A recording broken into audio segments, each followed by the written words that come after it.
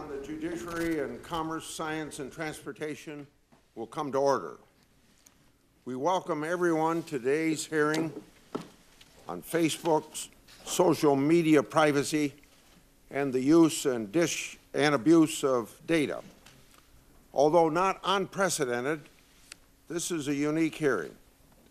The issues we will consider range from data privacy and security to consumer protection and the Federal Trade Commission enforcement, touching on jurisdictions of these two committees. We have 44 members between our two committees. That may not seem like a large group by Facebook standards, but it is significant here for a hearing in the United States Senate. We will do our best to keep things moving efficiently given our circumstances. We will begin with opening statements from the chairman and ranking members of each committee, starting with Chairman Thune, and then proceed with Mr. Zuckerberg's opening statement. We will then move on to questioning. Each member will have 5 minutes to question witnesses. I'd like to remind the members of both committees that time limits will be and must be strictly enforced given the numbers that we have here today. If you're over your time, Chairman Thune and I will make sure to let you know. There will not be a second round as well. Of course, there will be the usual follow-up written questions for the record. Questioning will alternate between majority and minority and between committees. We will proceed in order based on respective committee seniority. We will anticipate a couple short breaks later in the afternoon, and so it's my pleasure to recognize the chairman of the Commerce Committee, Chairman Thune, for his opening statement. Thank you, Chairman Grassley. Today's hearing is extraordinary. It's extraordinary to hold a joint committee hearing. It's even more extraordinary to have a single CEO testify before nearly half of the United States Senate. But then Facebook is pretty extraordinary. More than 2 billion people use Facebook every month. 1.4 billion people use it every day. More than the population of any country on earth except China, and more than 4 times the population of the United States. It's also more than 1,500 times the population of my home state of South Dakota. Plus, roughly 45% of American adults report getting at least some of their news from Facebook. In many respects, Facebook's incredible reach is why we're here today. We're here because of what you, Mr. Zuckerberg, have described as a breach of trust. A quiz app used by approximately 300,000 people led to information about 87 million Facebook users being obtained by the company Cambridge Analytica. There are plenty of questions about the behavior of Cambridge Analytica, and we expect to hold a future hearing on Cambridge and similar firms. But as you've said, this is not likely to be an isolated incident, a fact demonstrated by Facebook's suspension of another firm just this past weekend. You've promised that when Facebook discovers other apps that had access to large amounts of user data, you will ban them and tell those affected. And that's appropriate. But it's unlikely to be enough for the 2 billion Facebook users. One reason that so many people are worried about this incident is what it says about how Facebook works. The idea that for every person who decided to try an app, information about nearly 300 other people was scraped from your service is, to put it mildly, disturbing. And the fact that those 87 million people may have technically consented to making their data available doesn't make most people feel any better. The recent revelation that malicious actors were able to utilize Facebook's default privacy settings to match email addresses and phone numbers found on the so-called dark web to public Facebook profiles, potentially affecting all Facebook users, only adds fuel to the fire. What binds these two incidents is that they don't appear to be caused by the kind of negligence that allows typical data breaches to happen. Instead, They both appear to be the result of people exploiting the very tools that you've created to manipulate users' information. I know Facebook has taken several steps and intends to take more to address these issues. Nevertheless, some have warned that the actions Facebook is taking to ensure that third parties don't obtain data from unsuspecting users, while necessary, will actually serve to enhance Facebook's own ability to market such data exclusively.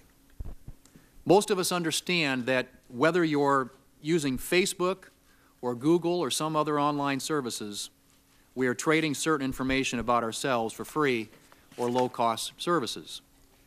But for this model to persist, both sides of the bargain need to know the stakes that are involved. Right now, I'm not convinced that Facebook's users have the information that they need to make meaningful choices. In the past, many of my colleagues on both sides of the aisle have been willing to defer to tech companies' efforts to regulate themselves. But this may be changing. Just last month, in overwhelming bipartisan fashion, Congress voted to make it easier for prosecutors and victims to go after websites that knowingly facilitate sex trafficking. This should be a wake-up call for the tech community. We want to hear more, without delay, about what Facebook and other companies plan to do to take greater responsibility for what happens on their platforms. How will you protect users' data? How will you inform users about the changes that you are making? And how do you intend to proactively stop harmful conduct instead of being forced to respond to it months or years later? Mr. Zuckerberg, in many ways, you and the company that you've created, the story that you've created, represent the American dream. Many are incredibly inspired by what you've done. At the same time, you have an obligation, and it's up to you, to ensure that that dream doesn't become a privacy nightmare for the scores of people who use Facebook. This hearing is an opportunity to speak to those who believe in Facebook and to those who are deeply skeptical about it. We are listening, America is listening, and quite possibly the world is listening too. Thank you. Now, Ranking Member Feinstein. Thank you very much, Mr. Chairman, Chairman Grassley, Chairman Thune. Thank you both for holding this hearing. Mr. Zuckerberg, thank you for being here. You have a real opportunity this afternoon to lead the industry and demonstrate a meaningful commitment to protecting individual privacy. We have learned over the past few months, and we've learned a great deal that's alarming. We've seen how foreign actors are abusing social media platforms like Facebook to interfere in elections and take millions of Americans' personal information without their knowledge in order to manipulate public opinion and target individual voters. Specifically, on February the 16th, Special Counsel Mueller issued an indictment against the Russia-based Internet Research Agency and 13 of its employees for interfering operations targeting the United States. Through this 37-page indictment, we learned that the IRA ran a coordinated campaign through 470 Facebook accounts and pages.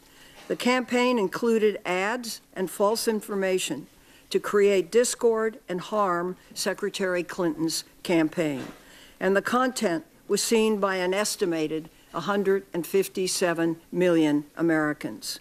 A month later, on March 17th, news broke that Cambridge Analytica exploited the personal information of approximately 50 million Facebook users without their knowledge or permission.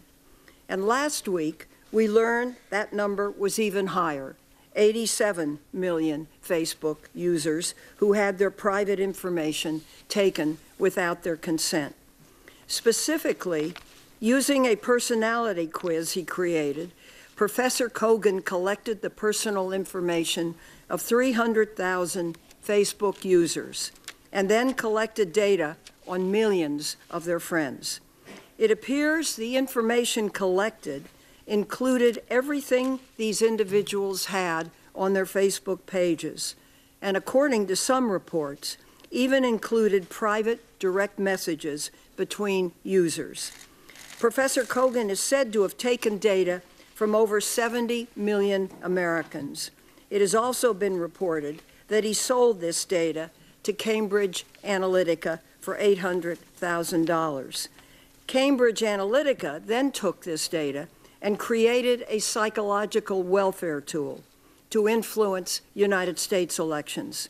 In fact, the CEO, Alexander Nix, declared that Cambridge Analytica ran all the digital campaign, the television campaign, and its data informed all the strategy for the Trump campaign.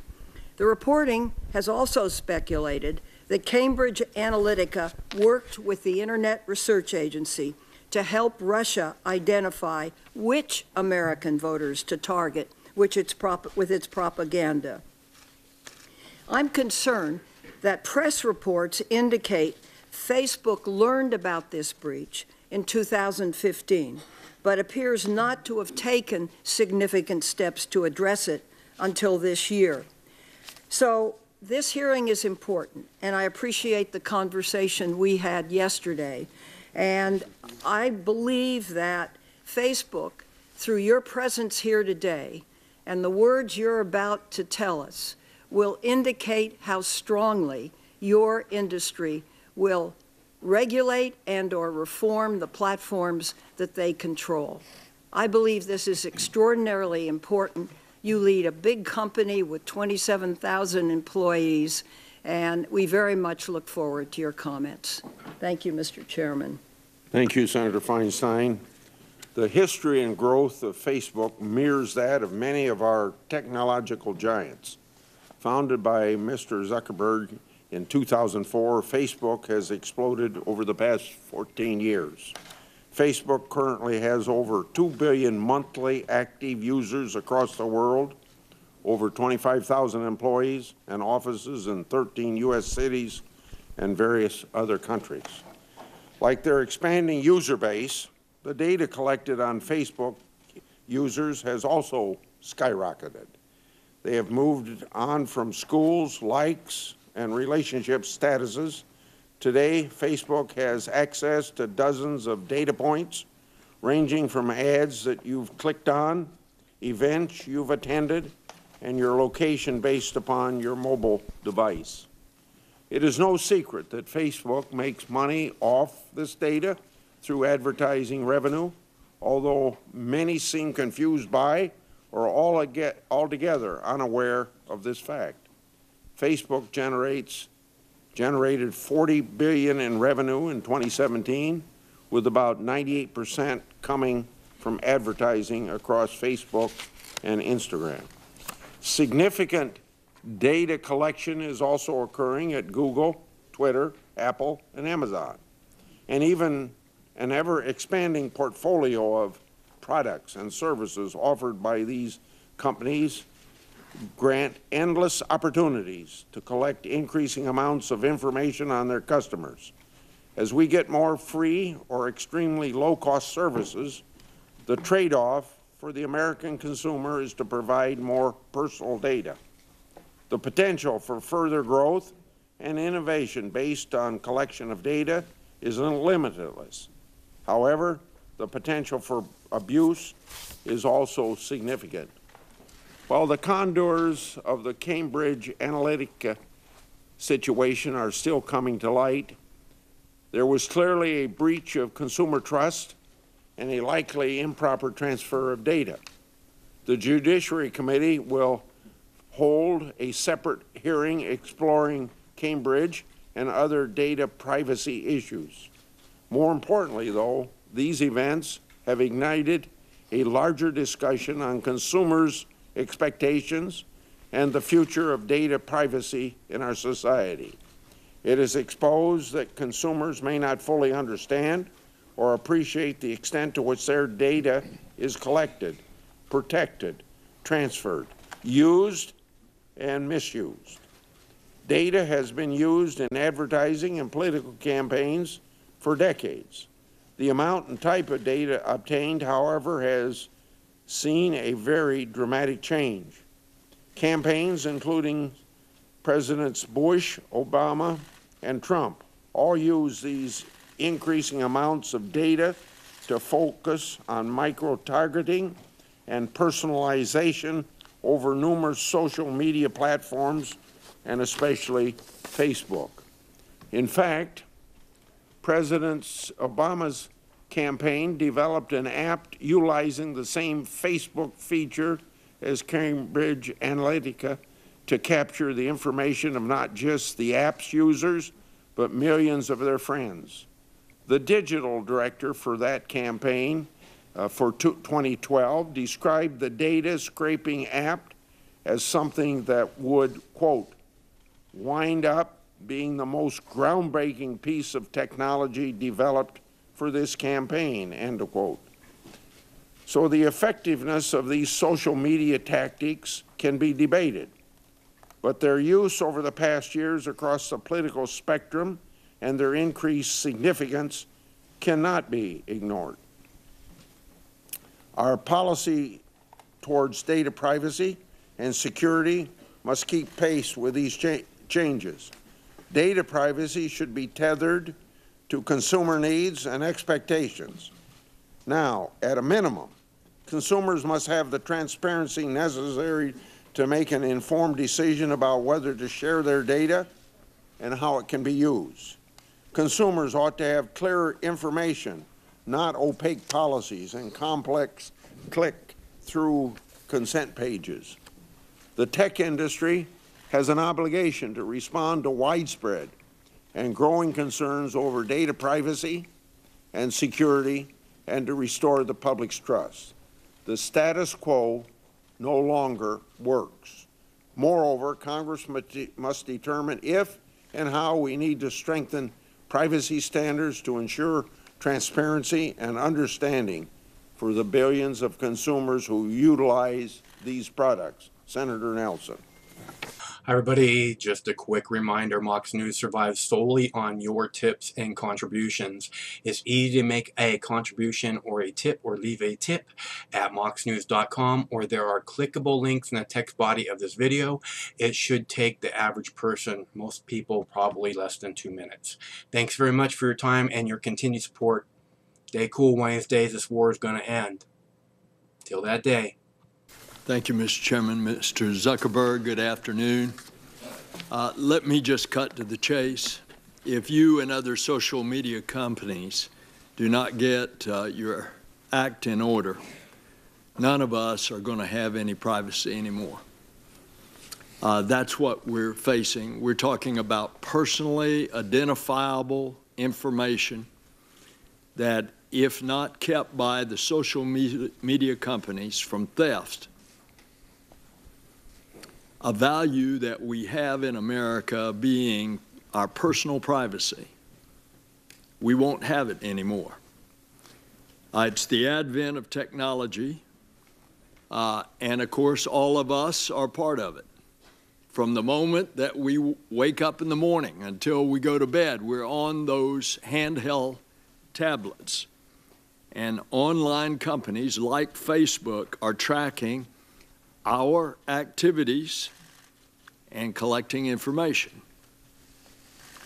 Facebook has a responsibility to protect this personal information.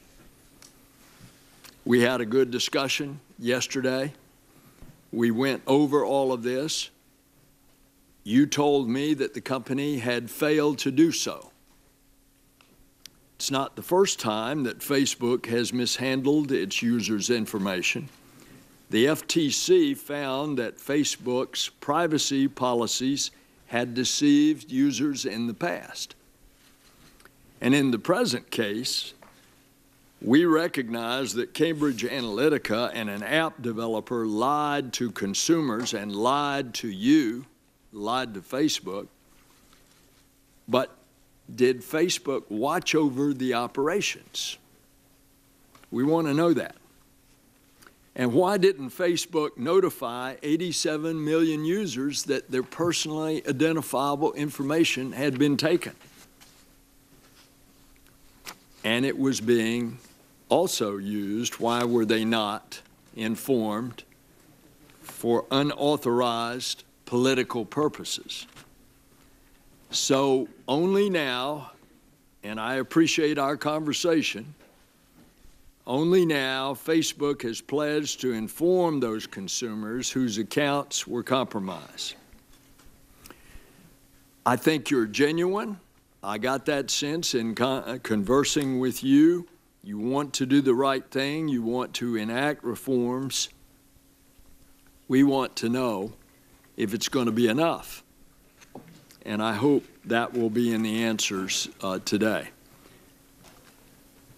Now, since we still don't know what Cambridge Analytica has done with this data, you heard Chairman Thune say, as we have discussed, we want to haul Cambridge Analytica in to answer these questions at a separate hearing. I want to thank Chairman Thune for working with all of us on scheduling a hearing. There's obviously a great deal of interest in this subject. I hope we can get to the bottom of this. And if Facebook and other online companies will not or cannot fix the privacy invasions, then we are going to have to. We, the Congress. How can American consumers trust folks like your company to be caretakers of their most personal and identifiable information? And that's the question. Thank you. Thank you, my colleagues and Senator Nelson. Our witness today is Mark Zuckerberg, founder, chairman, chief executive officer of Facebook. Mr. Zuckerberg launched Facebook February 4th, 2004, at the age of 19. And at that time, he was a student at Harvard University. As I mentioned previously, his company now has over $40 billion of annual revenue and over 2 billion monthly active users. Mr. Zuckerberg, along with his wife, also established the Chan Zuckerberg Initiative to further philanthropic causes. I now turn to you. Welcome to the committee. Whatever your statement is orally, if you have a longer one, it'll be included in the record. So proceed, sir. Chairman Grassley, Chairman Thune, Ranking Member Feinstein, and Ranking Member Nelson, and members of the committee. We face a number of important issues around privacy, safety, and democracy, and you will rightfully have some hard questions for me to answer. Before I talk about the steps we're taking to address them, I want to talk about how we got here. Facebook is an idealistic and optimistic company. For most of our existence, we focused on all of the good that connecting people can do. And as Facebook has grown, people everywhere have gotten a powerful new tool for staying connected to the people they love, for making their voices heard, and for building communities and businesses. Just recently, we've seen the Me Too movement and the March for Our Lives organized, at least in part, on Facebook. After Hurricane Harvey, people came together to raise more than $20 million for relief. And more than 70 million small businesses use Facebook to create jobs and grow. But it's clear now that we didn't do enough to prevent these tools from being used for harm as well. And that goes for fake news, for foreign interference in elections, and hate speech, as well as developers and data privacy. We didn't take a broad enough view of our responsibility, and that was a big mistake. And it was my mistake, and I'm sorry. I started Facebook, I run it, and I'm responsible for what happens here. So now, we have to go through all of our relationship with people and make sure that we're taking a broad enough view of our responsibility.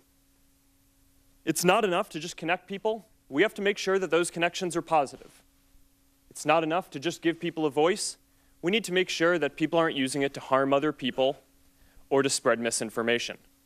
And it's not enough to just give people control over their information. We need to make sure that the developers they share it with protect their information too. Across the board, we have a responsibility to not just build tools but to make sure that they're used for good. It will take some time to work through all the changes we need to make across the company, but I'm committed to getting this right. This includes the basic responsibility of protecting people's information, which we failed to do with Cambridge Analytica. So here are a few things that we are doing to address this and to prevent it from happening again. First, we're getting to the bottom of exactly what Cambridge Analytica did and telling everyone affected. What we know now is that Cambridge Analytica improperly accessed some information about millions of Facebook members by buying it from an app developer. That information, this was information that people generally share publicly on their Facebook pages, like names and their profile picture and the pages they follow. When we first contacted Cambridge Analytica, they told us that they had deleted the data. About a month ago, we heard new reports that suggested that wasn't true. And now we're working with governments in the US, the UK, and around the world to do a full audit of what they've done and to make sure they get rid of any data they may still have. Second, to make sure no other app developers out there are misusing data, we're now investigating every single app that had access to a large amount of information in the past. And if we find that someone improperly used data, we're going to ban them from Facebook and tell everyone affected. Third, to prevent this from ever happening again going forward, we're making sure that developers can access as much information now. The good news here is that we already made big changes to our platform in 2014 that would have prevented this specific situation with Cambridge Analytica from occurring again today. But there's more to do, and you can find more details on the steps we're taking in my written statement. My top priority has always been our social mission of connecting people, building community, and bringing the world closer together. Advertisers and developers will never take priority over that as long as I'm running Facebook. I started Facebook when I was in college. We've come a long way since then. We now serve more than 2 billion people around the world, and every day, people use our services to stay connected with the people that matter to them most. I believe deeply in what we're doing, and I know that when we address these challenges, we'll look back and view helping people connect and giving more people a voice as a positive force in the world. I realize the issues we're talking about today aren't just issues for Facebook and our community. They're issues and challenges for all of us as Americans. Thank you for having me here today, and I'm ready to take your questions. I'll remind members that maybe weren't here when I had my opening comments that we are operating under the 5-minute rule, and that applies to the 5-minute rule, and that applies to those of us who are chairing the committee as well. I start with you. Facebook handles extensive amounts of personal data for billions of users. A significant amount of that data is shared with third-party developers who utilize your platform. As of early this year, you did not actively monitor whether that data was transferred by such developers to other parties. Moreover, your policies only prohibit transfers by developers to parties seeking to profit from such data. Number one, besides Professor Kogan's transfer, and now potentially CubeU, do you know of any instances where user data was improperly transferred to third party in breach of Facebook's terms? If so, how many times has that happened? And was Facebook only made aware of that transfer by some third party? Mr. Chairman, thank you. As I mentioned, we're now conducting a full investigation into every single app that had access to a large amount of information before we locked down platform to prevent developers from accessing this information in around 2014. We believe that we're going to be investigating many apps, tens of thousands of apps, and if we find any suspicious activity, we're going to conduct a full audit of those apps to understand how they're using their data and if they're doing anything improper. And if we find that they're doing anything improper, we'll ban them from Facebook, and we will tell everyone affected. As for past activity, I don't have all the examples of apps that we've banned here, but if you'd like, I can have my team follow up with you after this. Okay. Have you ever required an audit to ensure the deletion of improperly transferred data? And if so, how many times? Mr. Chairman, yes, we have. I don't have the exact figure on how many times we have, but overall, the way we've enforced our platform policies in the past is we have looked at patterns of how apps have used our APIs and accessed information, as well as looked into reports that people have made to us about apps that might be doing sketchy things. Going forward, we're going to take a more proactive position on this and do much more regular spot checks and other reviews of apps, as well as increasing the amount of audits that we do. And again, I can make sure that our team follows up with you on anything about the specific past stats that would be interesting. I was going to assume that sitting here today, you have no idea. And if I'm wrong on that, you're telling me, I think, that you're able to supply those figures to us, at least as of this point. Mr. Chairman, I will have my team follow up with you on what information we have. Okay, but right now you have no certainty of whether or not, how much of that's going on, right? Okay. Facebook collects massive amounts of data from consumers, including content, networks, contact lists, device information, location, and information from third parties. Yet your data policy is only a few pages long and provides consumers with only a few examples of what is collected and how it might be used. The examples given emphasize benign uses, such as connecting with friends, but your policy does not give any indication for more controversial issues of such data. My question, why doesn't Facebook disclose to its users all the ways the data might be used by Facebook and other third parties, and what is Facebook's responsibility to inform users about that information? Mr. Chairman, I believe it's important to tell people exactly how the information that they share on Facebook is going to be used. That's why every single time you go to share something on Facebook, whether it's a photo in Facebook or a message in Messenger or WhatsApp, every single time there's a control right there about who you're going to be sharing it with, whether it's your friends or public or a specific group, and you can change that and control that in line. To your broader point about the privacy policy, this gets into an issue that I think we and others in the tech industry have found challenging, which is that long privacy policies are very confusing. And if you make it long and spell out all the detail, then you're probably going to reduce the percent of people who read it and make it accessible to them. So one of the things that we've struggled with over time is to make something that is as simple as possible so people can understand it, as well as giving them controls in line in the product in the context of when they're trying to actually use them, taking into account that we don't expect that most people will want to go through and read a full legal document. Senator Nelson. Thank you, Mr. Chairman. Yesterday when we talked, I gave the relatively harmless example that I'm communicating with my friends on Facebook and indicate that I love a certain kind of chocolate.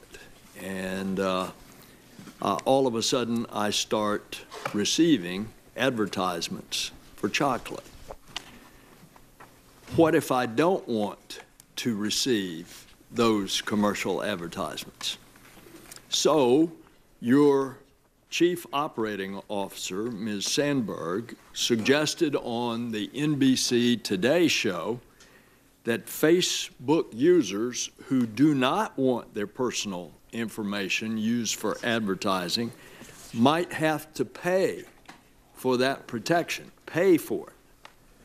Are you actually considering having Facebook users pay for you not to use that information? Senator, people have a control over how their information is used in ads in the product today. So if you want to have an experience where your ads aren't targeted using all the information that we have available, you can turn off third-party information. What we've found is that even though some people don't like ads, people really don't like ads that aren't relevant. And while there is some discomfort, for sure, with using information in making ads, more relevant, the overwhelming feedback that we get from our community is that people would rather have us show relevant content there than not. So we offer this control that you're referencing. Some people use it. It's not the majority of people on Facebook. And I think that that's a good level of control to offer. I think what Cheryl was saying was that in order to not run ads at all, we would still need some sort of business model. And that is your business model. So I take it that, and I use the harmless example of chocolate, but if it got into more personal thing, communicating with friends, and I want to cut it off, I'm going to have to pay you in order not to send me, using my personal information, something that I don't want. That, in essence, is what I understood Ms. Sandberg to say. Is that correct? Yes, Senator. Although, to be clear, we don't offer an option today for people to pay to not show ads. We think offering an ad-supported service is the most aligned with our mission of trying to help connect everyone in the world, because we want to offer a free service that everyone can afford. Okay. That's the only way that we can reach billions of people. So, therefore, you consider my personally identifiable data the company's data, not my data. Is that it? No, Senator. Actually, at the first line of our terms of service say that you control and own the information and content that you put on Facebook. Well, the recent scandal is obviously frustrating, not only because it affected 87 million, but because it seems to be part of a pattern of lax data practices by the company going back years. So back in 2011, it was a settlement with the FTC, and now we discover yet another instance where the data was failed to be protected. When you discovered the Cambridge Analytica that had fraudulently obtained all of this information, why didn't you inform those 87 million? When we learned in 2015 that Cambridge Analytica had bought data from an app developer on Facebook that people had shared it with, we did take action. We took down the app, and we demanded that both the app developer and Cambridge Analytica delete and stop using any data that they had. They told us that they did this. In retrospect, it was clearly a mistake to believe them, and we should have followed up and done a full audit then, and that is not a mistake that we will make. Yes, you did that, and you apologize for it, but you didn't notify them. And do you think that you have an ethical obligation to notify 87 million Facebook users? Senator, when we heard back from Cambridge Analytica that they had told us that they weren't using the data and had deleted it, we considered it a closed case.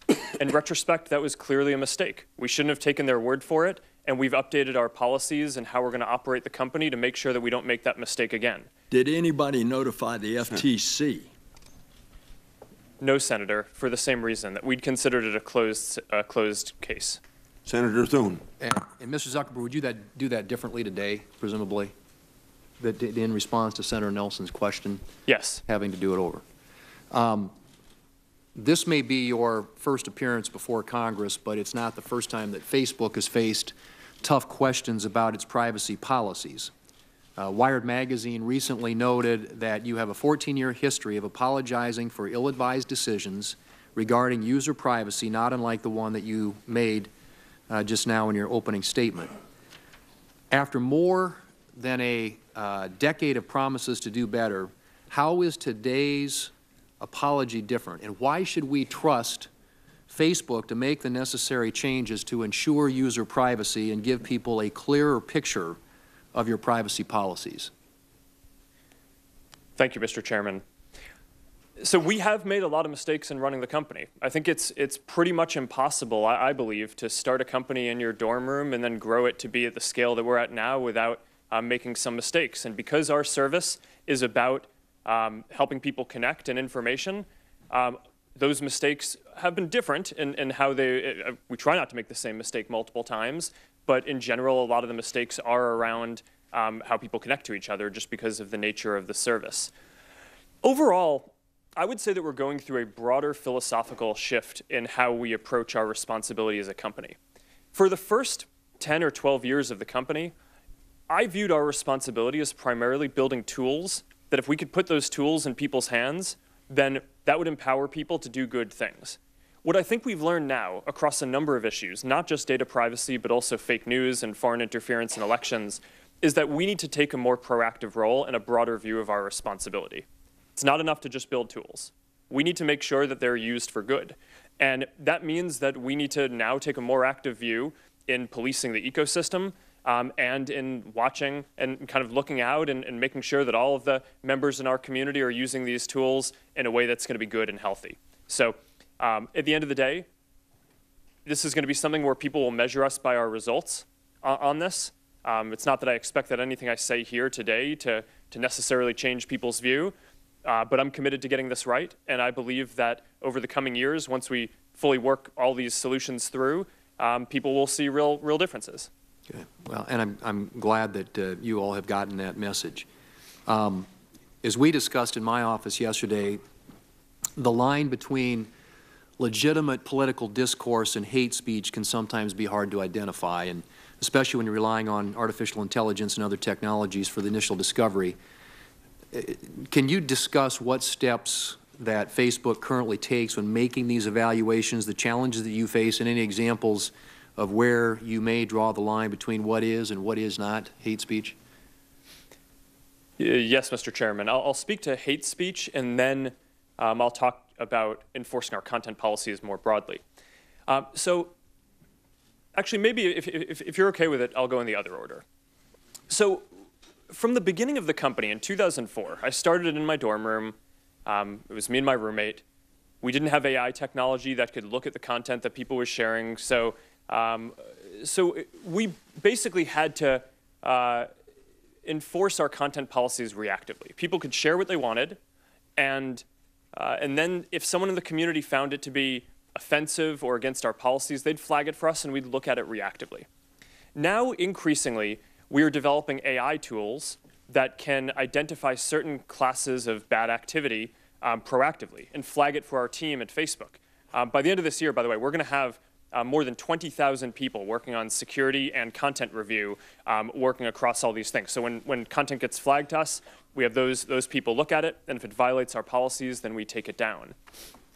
Some problems lend themselves more easily to AI solutions than others. So hate speech is one of the hardest, because determining if something is hate speech is very linguistically nuanced, right? You need to understand what is a slur and whether something is hateful, not just in English, but the majority of people on Facebook use it in languages that are different across the world.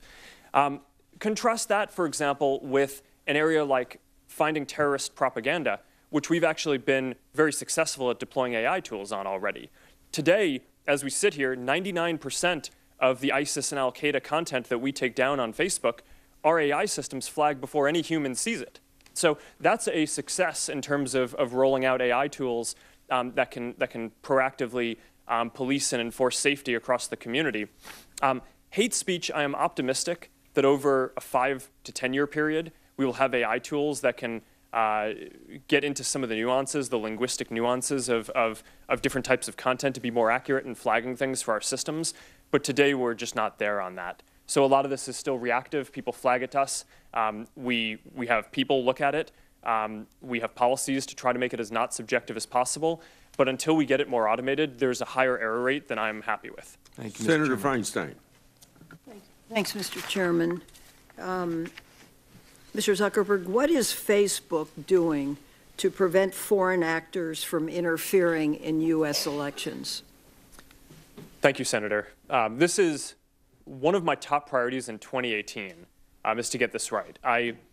One of my greatest regrets in running the company is that we were slow in identifying the Russian information operations in 2016. We expected them to do a number of more traditional cyber attacks, which we did identify and notify the campaigns that they were trying to hack into them, but we were slow at identifying the type of new information operations. When did you identify new operations? It was right around the time of the 2016 election itself.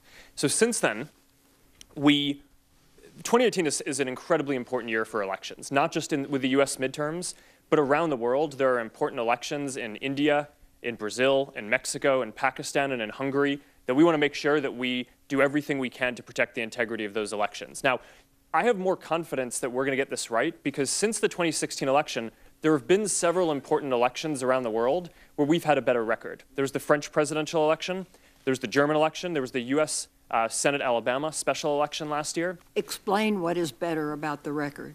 So we've deployed new AI tools that do a better job of identifying fake accounts that may be trying to interfere in elections or spread misinformation. And between those three elections, we were able to proactively remove tens of thousands of accounts that before they could contribute significant harm. And the nature of these attacks, though, is that there are people in Russia whose job it is to try to exploit our systems and other internet systems and other systems as well. So this is an arms race.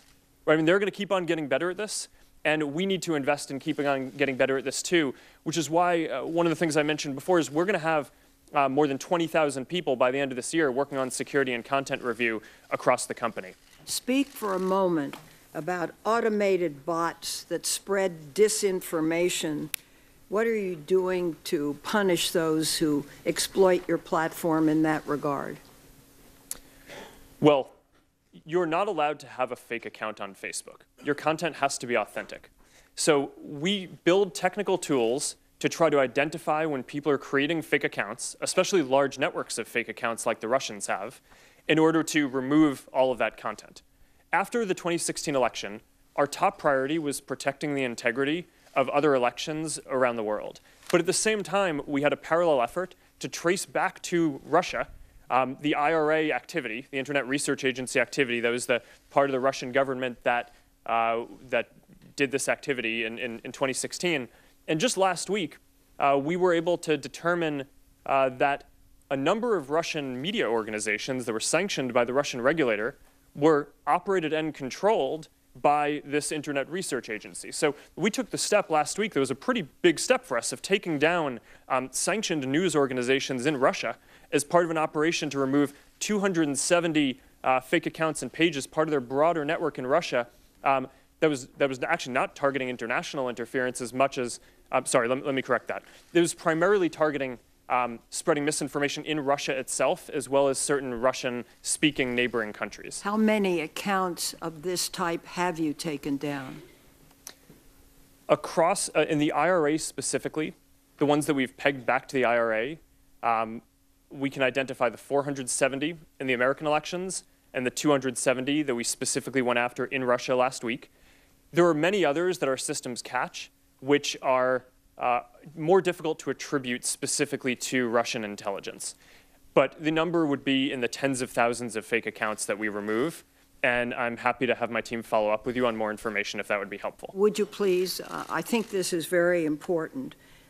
If you knew in 2015 that Cambridge Analytica was using the information of Professor Kogan's, why didn't Facebook ban Cambridge in 2015? Why'd you wait another Senator, that's a great question.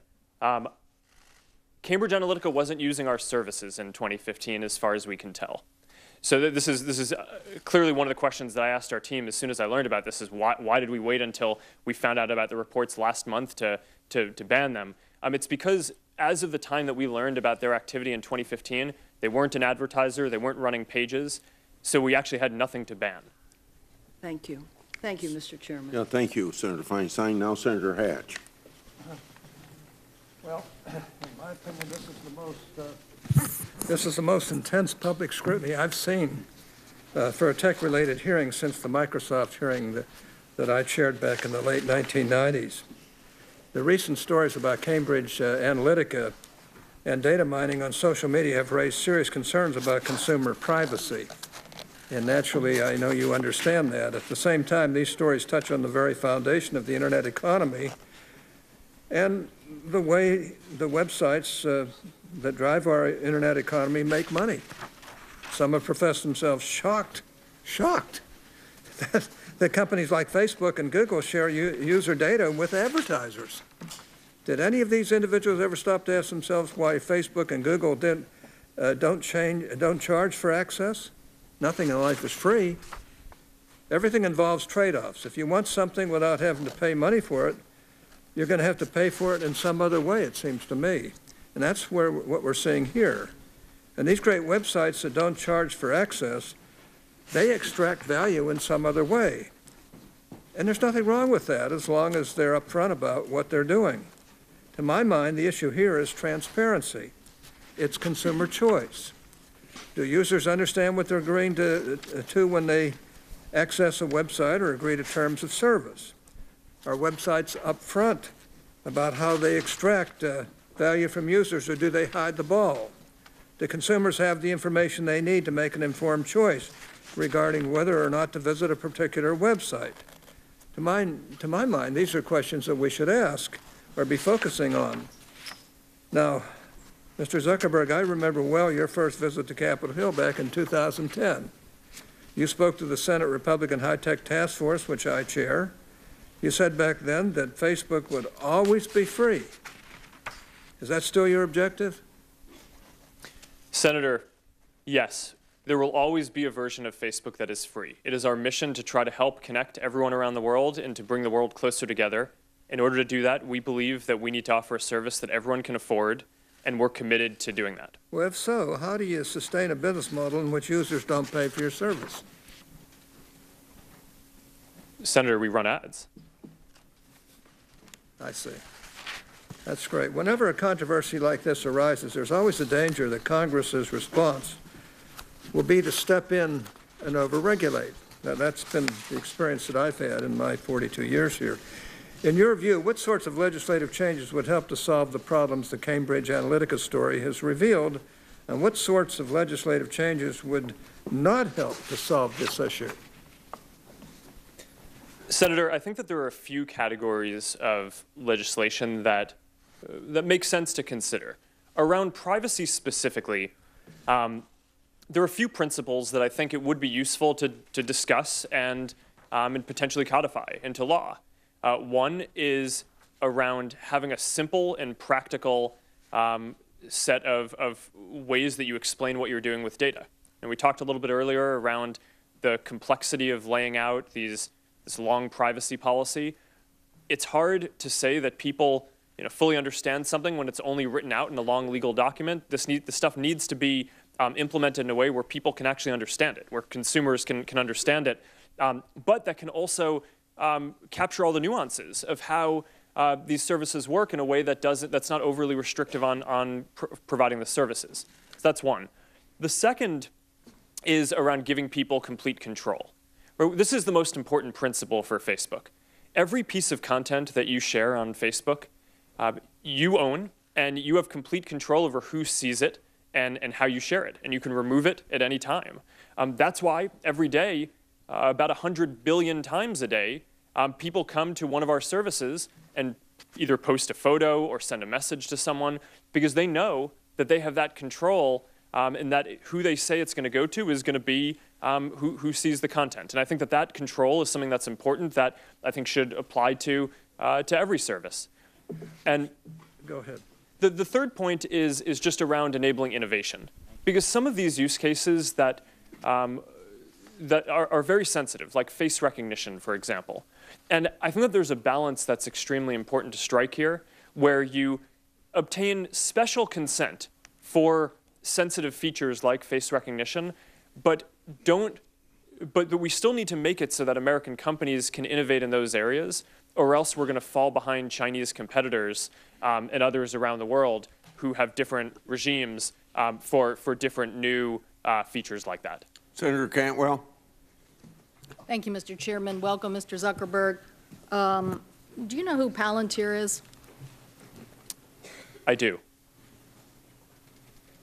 Some people have referred to them as Stanford Analytica. Do you agree? Senator, I have not heard that.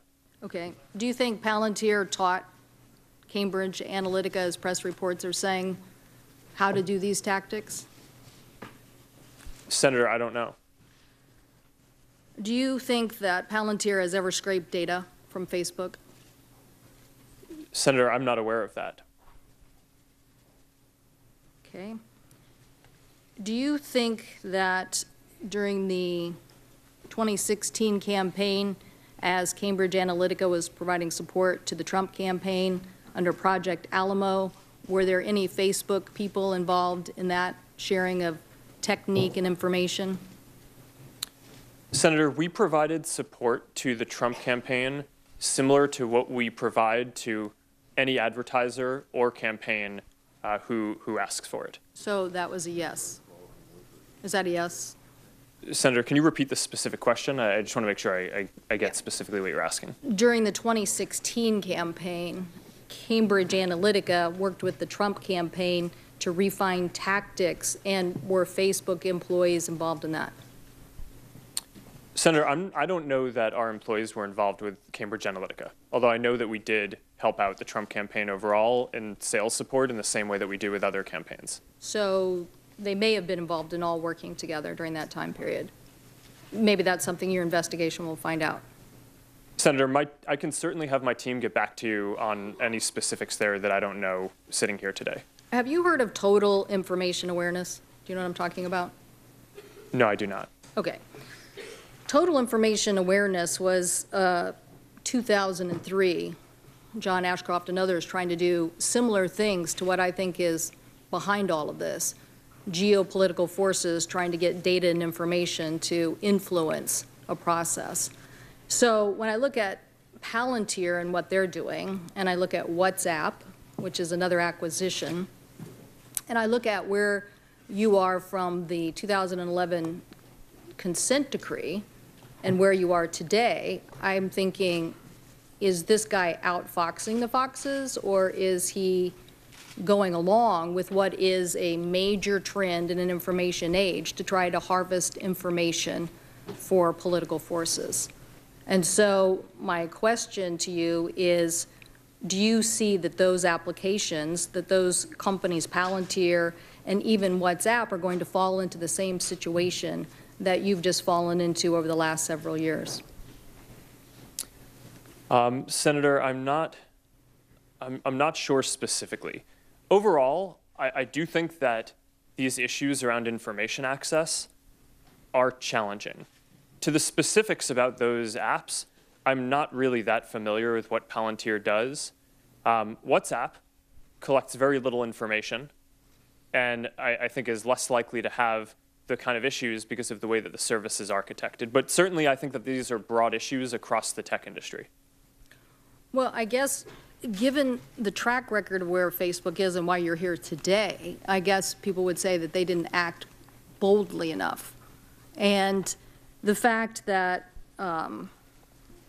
people like John Bolton basically was an investor in New York Times article earlier, I guess it was actually last month, that the Bolton PAC was obsessed with how America was becoming limp-wristed and spineless and had wanted research and messaging for national security issues.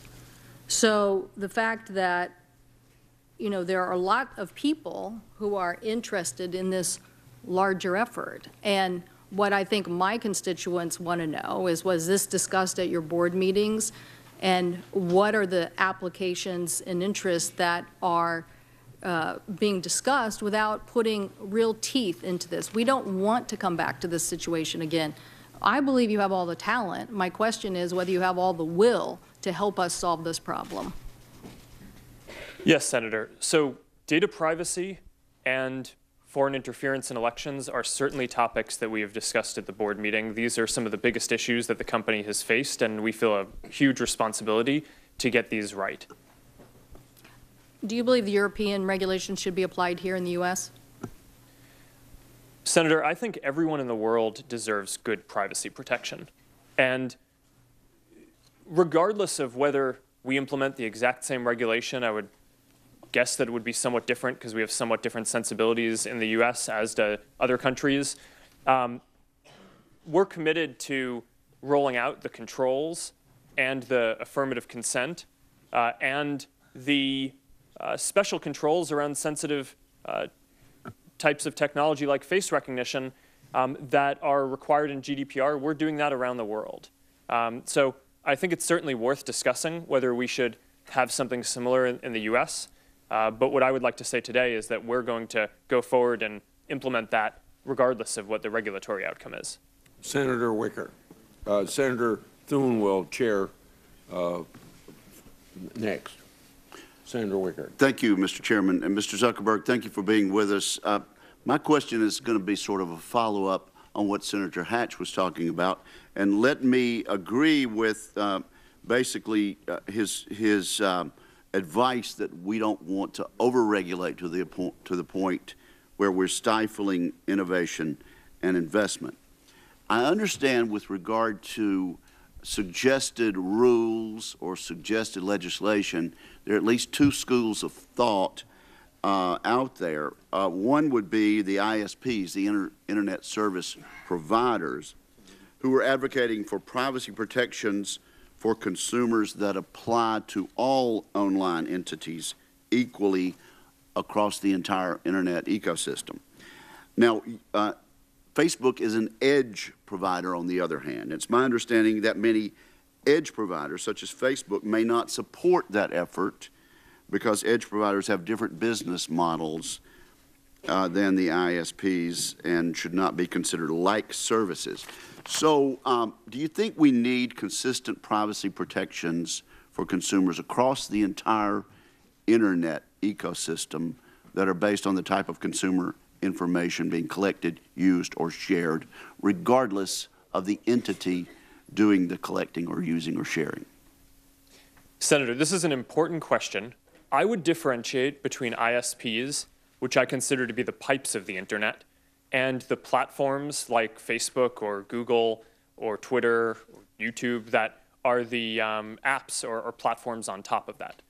I think in general, the expectations that people have of the pipes are somewhat different from the platforms. So there might be areas where there needs to be more regulation in one and less in the other, but I think that there are going to be other places where there needs to be more regulation of the other type.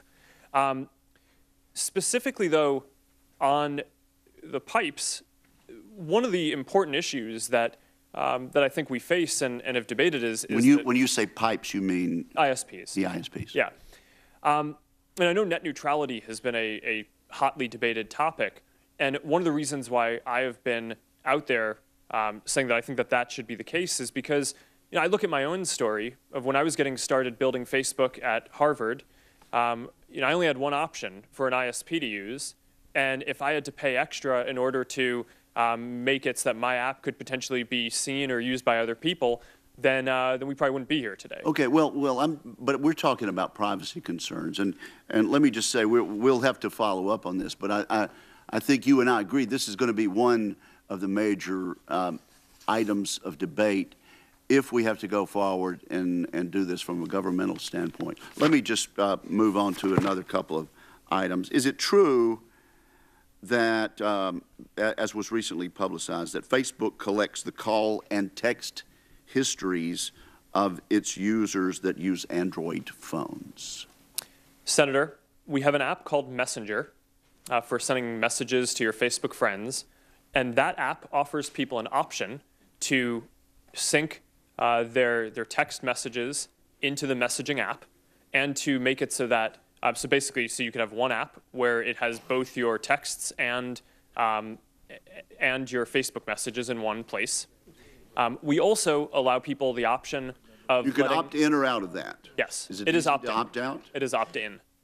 You have to affirmatively say that you want to sync that information before we get access to it. Unless you opt in, you don't collect that call and text history. That is correct. And is that true for? Is this practice done at all with minors, or do you make an exception there for persons aged 13 to 17? I do not know. We can follow up. Okay, do that. Let's do that. And one other thing. There have been reports that Facebook can track a user's Internet browsing activity even after that user has logged off of the Facebook platform. Can you confirm whether or not this is true?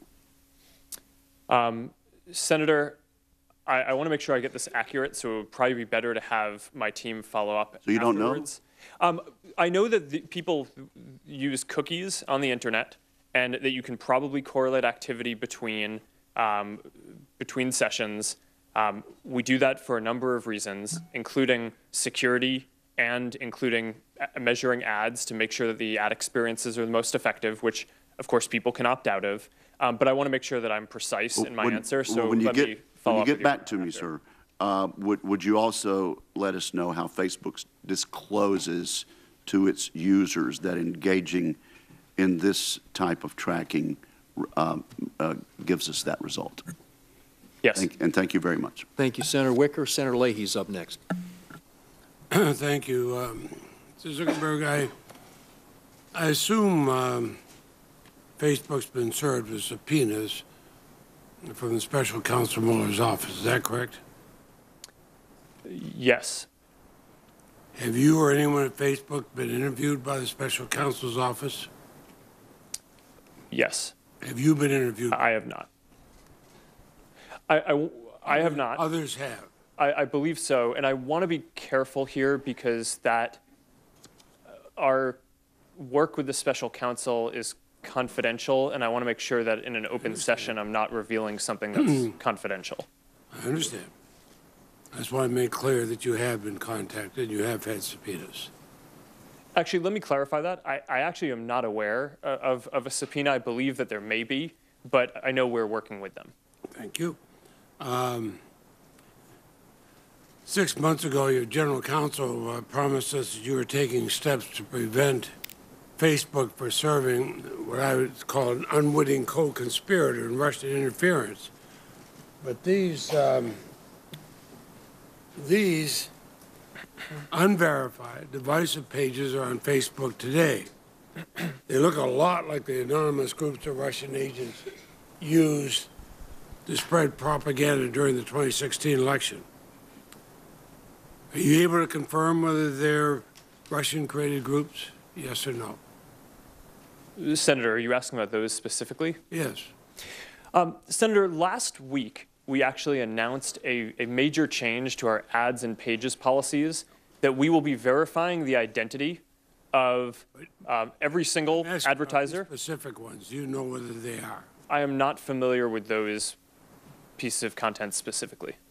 But if you decided this policy of a week ago, you'd be able to verify them? We are working on that now. What we're doing is we're going to verify the identity of any advertiser who's running a political or issue-related ad.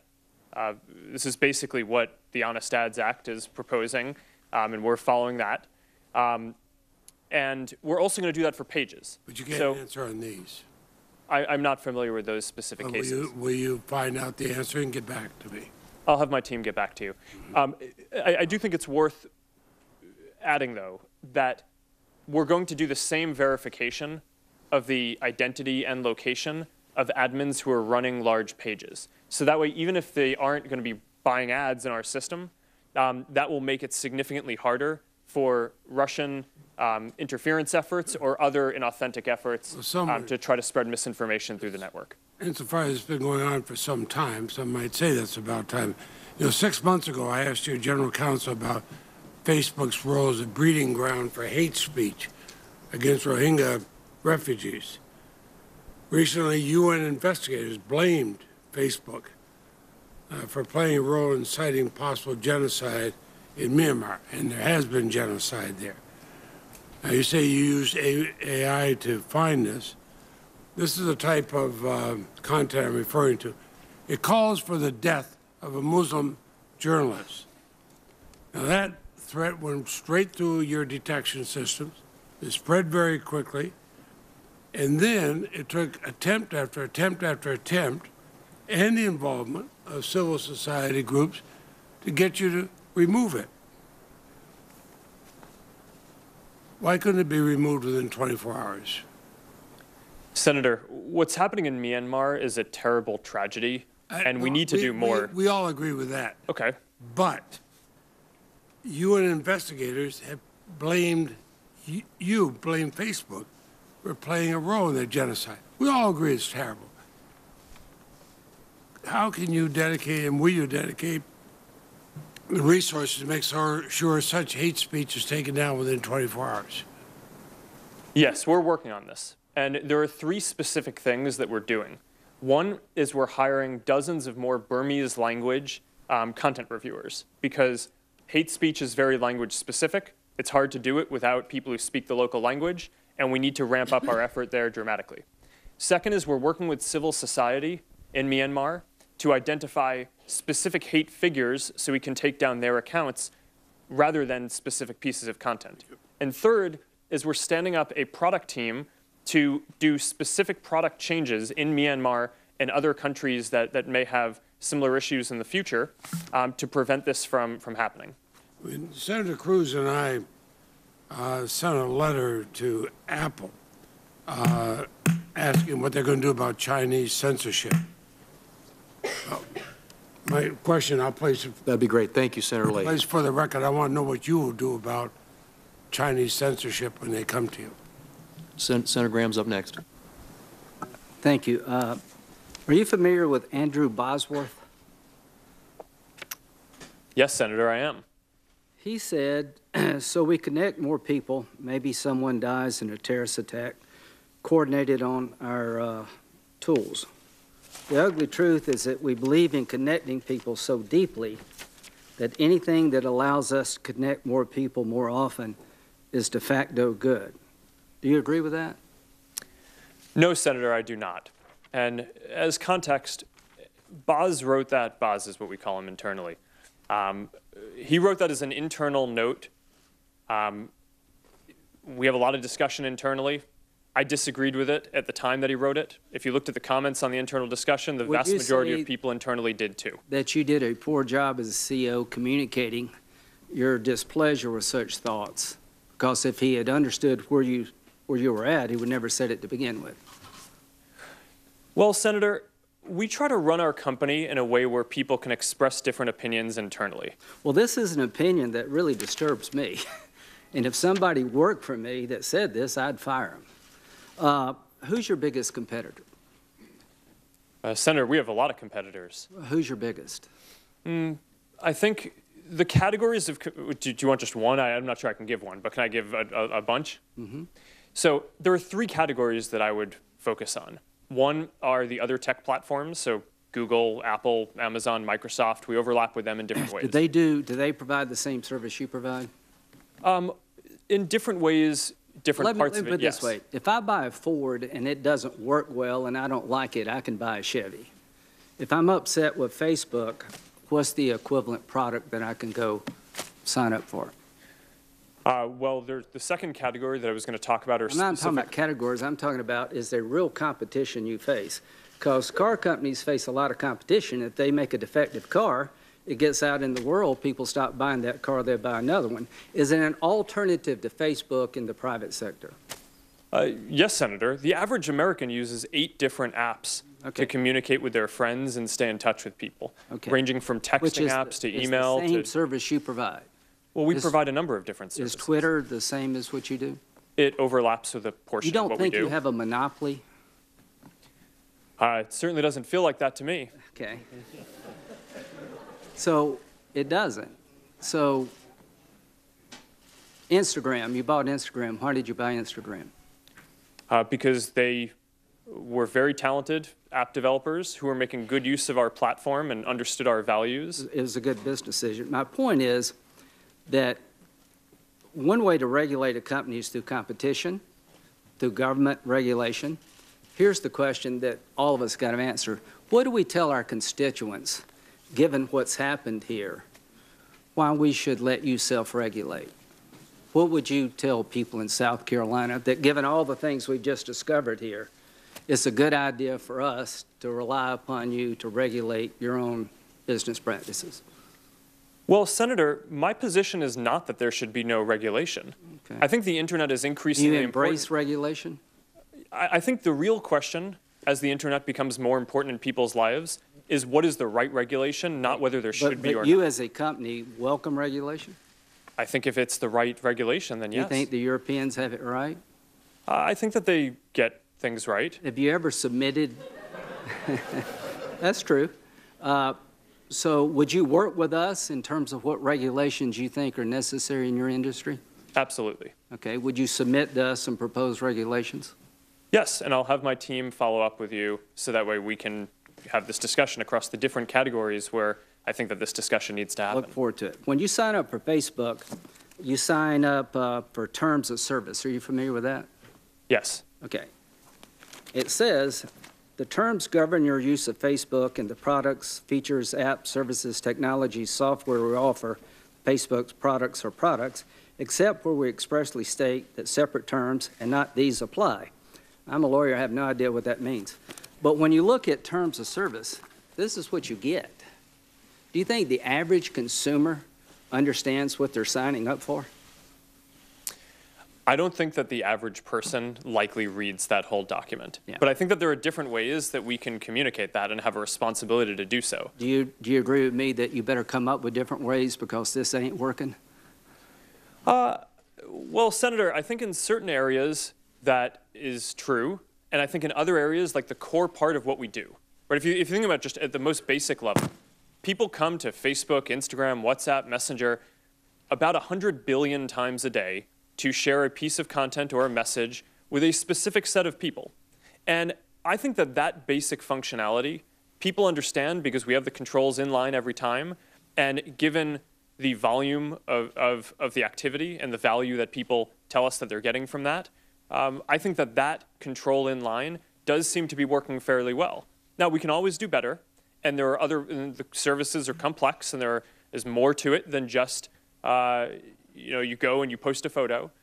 So I agree that in many places we could do better. But I think for the core of the service, it actually is quite clear. Thank you, Senator Graham. Senator Klobuchar.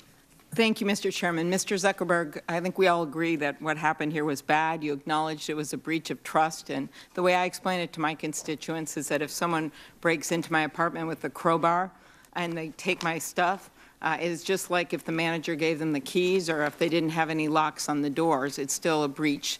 It's still a break-in. And I believe we need to have laws and rules that are sophisticated as the brilliant products that you've developed here. And we just haven't done that yet. And one of the areas that I've focused on is the election. And I appreciate the support that you and Facebook and now Twitter actually have given to the Honest Ads Act, a bill that you mentioned that I'm leading with Senator McCain and Senator Warner. And I just want to be clear, as we work to pass this law so that we have the same rules in place to disclose political ads and issue ads as we do for TV and radio, as well as disclaimers, that you're going to take early action as soon as June, I heard, before this election, so that people can view these ads, including issue ads. Is that correct? That is correct, Senator. And I just want to take a moment before I go into this in more detail to thank you for your leadership on this. This, I think, is an important area for the whole industry to move on. The two specific things that we're doing are, one is around transparency. So now you're going to be able to go and click on any advertiser or any page on Facebook and see all of the ads that they're running.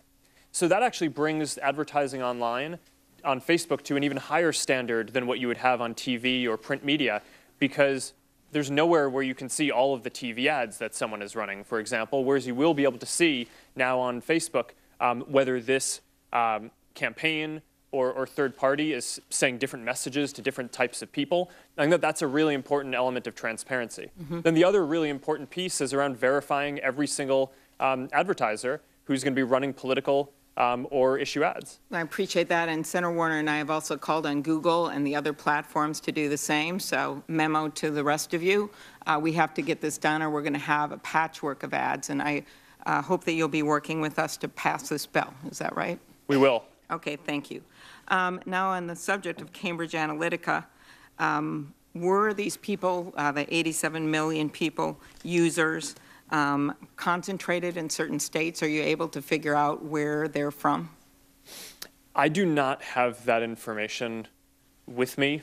But we can follow up with your office. Okay, because as we know, that election was close, and it was only thousands of votes in certain states.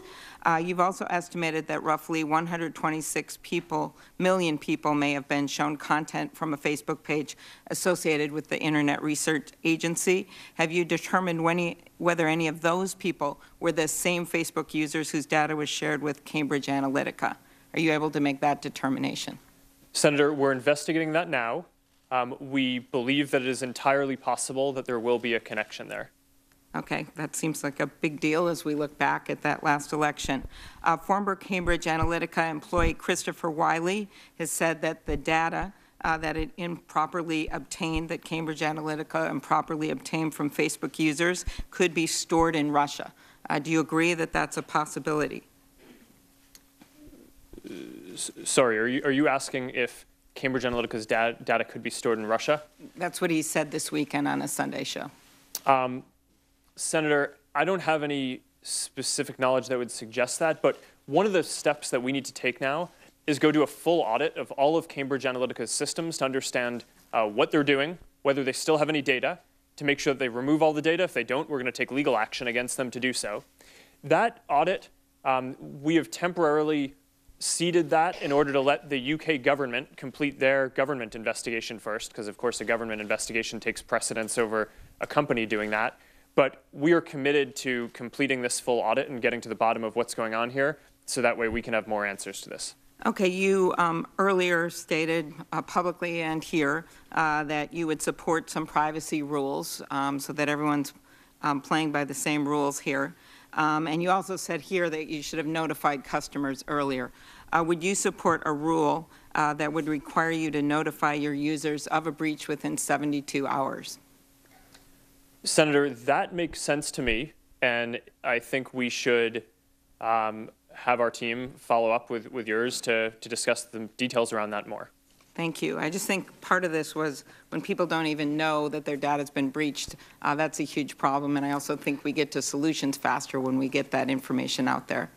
Thank you, and we look forward to passing this bill. We'd love to pass it before the election on the honest ads, and looking forward to better disclosure this election. Thank you. Thank you, Senator Klobuchar. Senator Blunt's up next. Thank you, Mr. Chairman. Mr. Zuckerberg, nice to see you. When I saw you not too long after I entered the Senate in 2011, I told you when I sent my business cards down to be printed, they came back from the Senate print shop with the message that was the first business card they'd ever printed a Facebook address on. There are days when I've regretted that, but more days when we get lots of information that we need to get. There are days when I wonder if the Facebook Friends is a little misstated. It doesn't seem like I have those every single day. But, you know, the platform you've created is really important. Now, my son, Charlie, who's 13, is dedicated to Instagram, so he'd want to be sure I mentioned him while I was here with you. I haven't printed that on my card yet. I will say that, but I think we have that account as well. Lots of ways to connect people. And the information, obviously, is an important commodity, and it's what makes your business work. I get that. However, I wonder about some of the collection efforts, and maybe we can go through largely just even yes and no, and then we'll get back to more expansive discussion of this. But do you collect user data through cross-device tracking? Senator, I believe we do link people's accounts between devices in order to make sure that their Facebook and Instagram and their other experiences can be synced between their devices. And that would also include offline data that's tracking that's not necessarily linked to Facebook, but linked to some device they went through Facebook on. Is that right? Senator, I want to make sure we get this right, so I want to have my team follow up with you on that afterwards.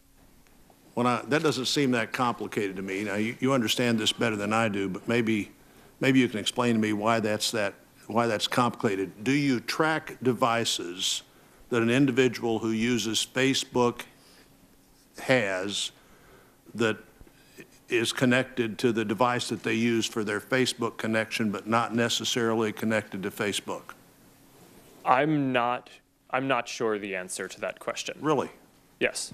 There may be some data that is necessary to provide the service that we do, but I don't have that on sitting here today, so that's something that I would want to follow up. Now, the FTC last year flagged cross-device tracking as one of their concerns, generally, that people are tracking devices that the users of something like Facebook don't know that are being tracked. How do you disclose your collection methods? Is that all in this document that I would see and agree to before I entered into a Facebook? Yes, Senator. So there are two ways that we do this. One is we try to be exhaustive in the legal documents around the terms of service and privacy policies. But more importantly, we try to provide inline controls so that people that are in plain English that people can understand.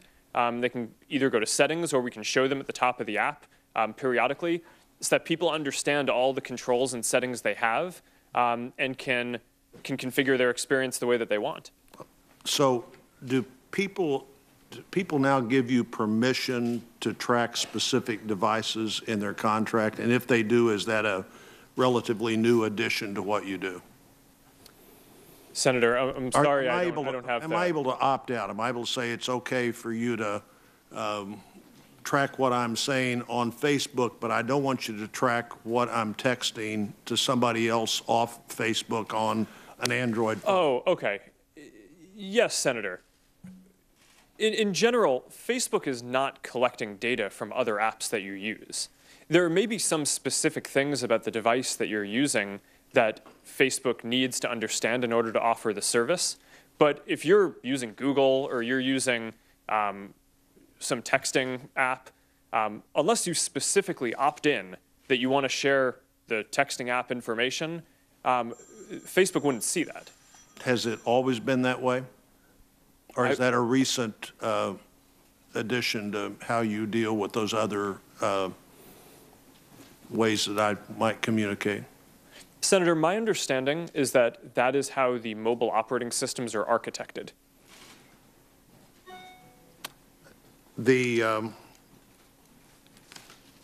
So do you don't have bundled permissions for how I can agree to what devices I may use that you may have contact with? Do you bundle that permission, or am I able to one it individually say what I'm willing for you to watch and what I don't want you to watch? And I think we may have to take that for the record based on everybody else's time. Thank you, Senator Blunt. Next up, Senator Durbin. Thank you very much, Mr. Chairman. Mr. Zuckerberg, would you be comfortable sharing with us the name of the hotel you stayed in last night?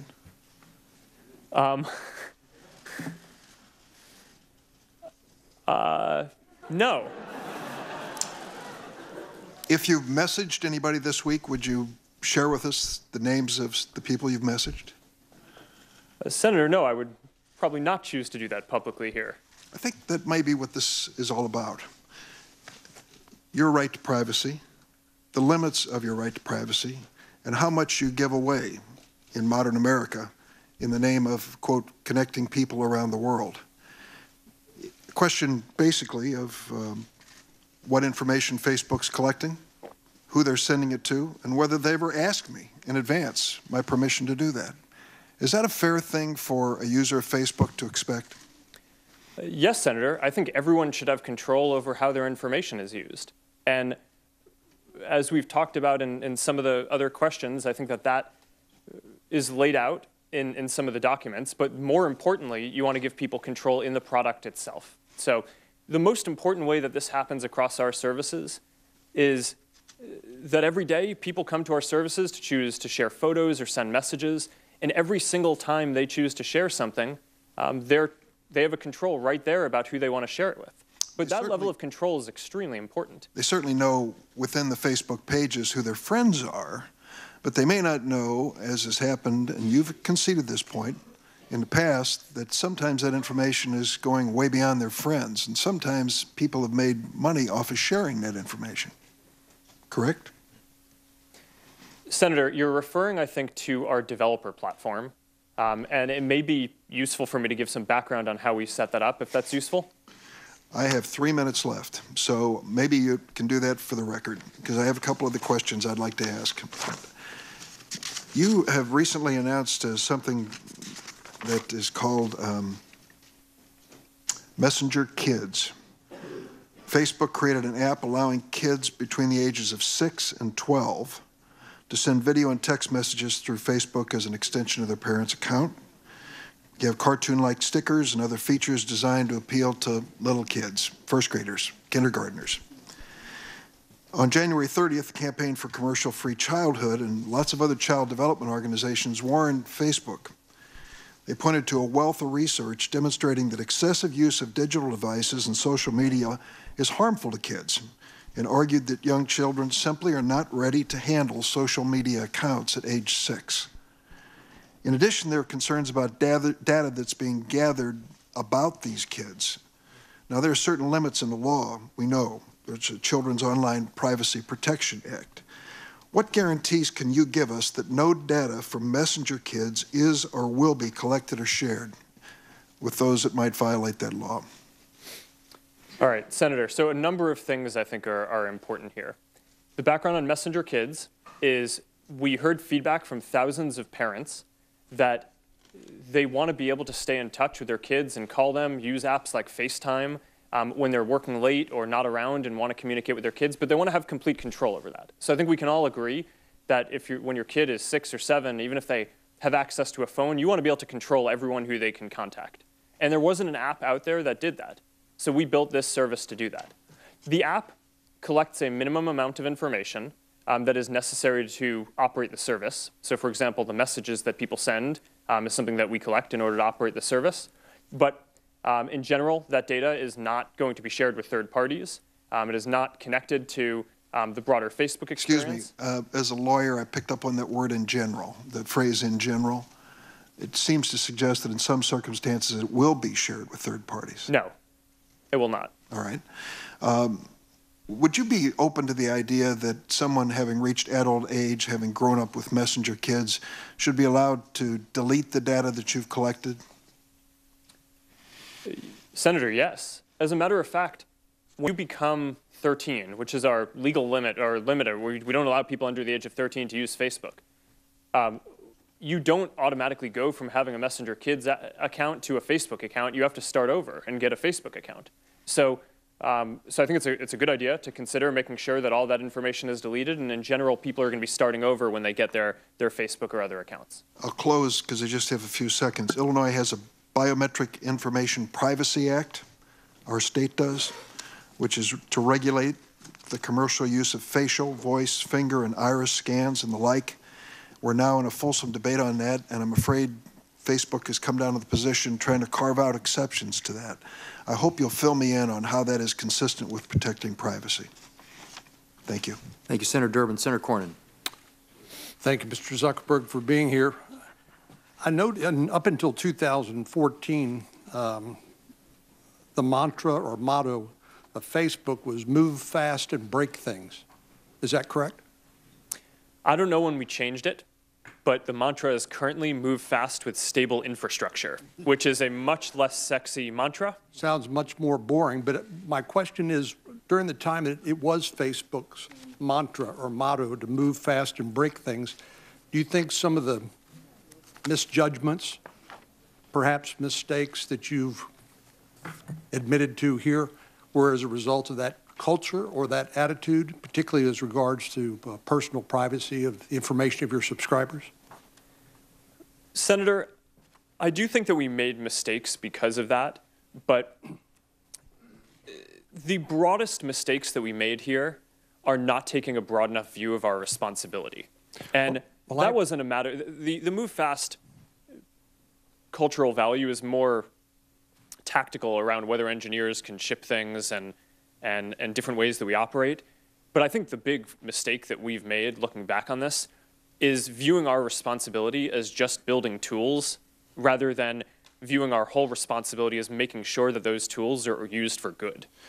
Well, and I appreciate that, because previously or earlier in the past, we've been told that platforms like Facebook, Twitter, Instagram, and the like are neutral platforms, and the people who own and run those for profit, and I'm not criticizing doing something for profit in this country, but they bore no responsibility for the content.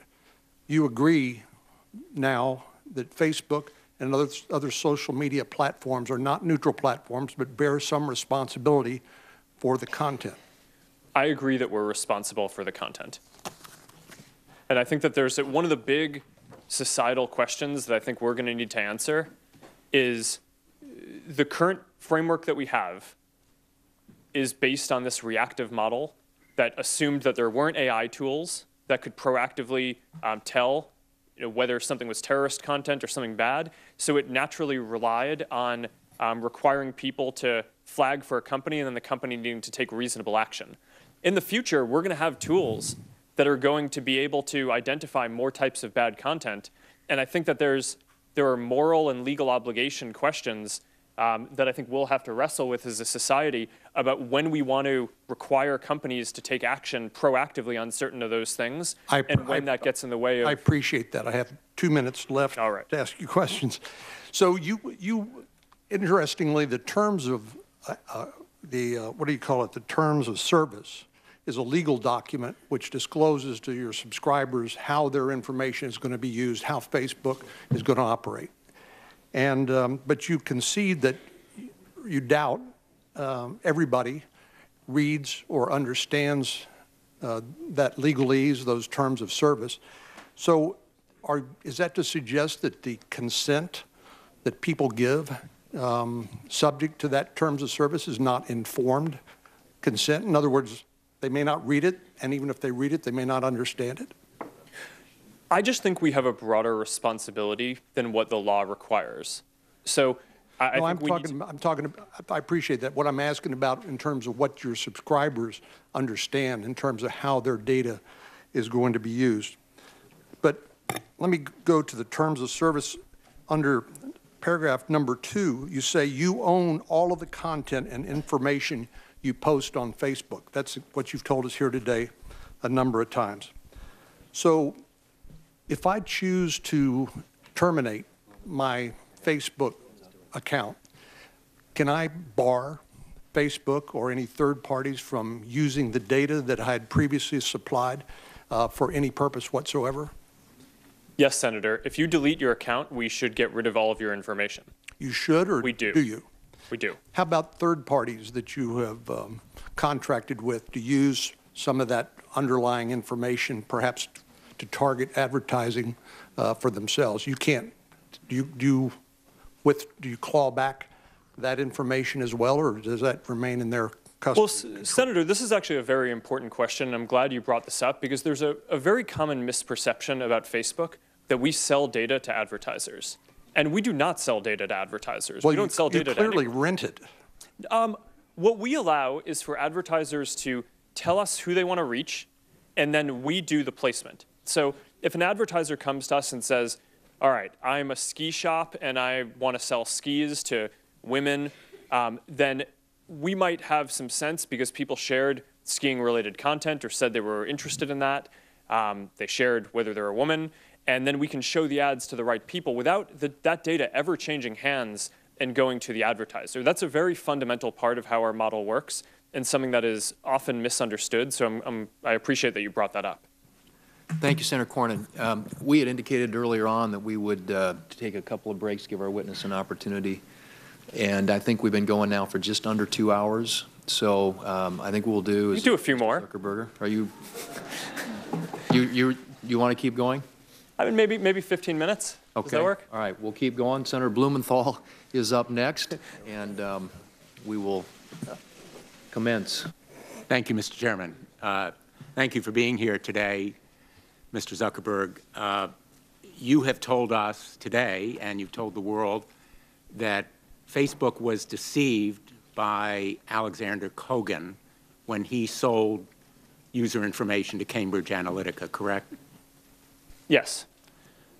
I want to show you the terms of service that Alexander Kogan provided to Facebook. And note for you that in fact, Facebook was on notice that he could sell that user information. Have you seen these terms of service before? I have not. Who in Facebook was responsible for seeing those terms of service that put you on notice that that information could be sold? Senator, our app review team would be responsible for that. Has anyone been fired on that app review team? Senator, not because of this.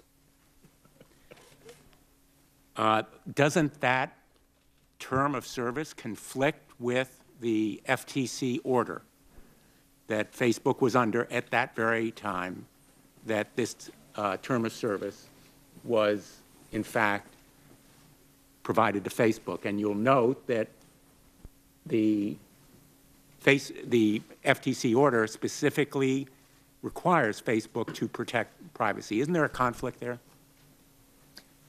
Senator, it certainly appears that we should have been aware that this app developer submitted a term that was in conflict with the rules of the platform. Well, what happened here was, in effect, willful blindness.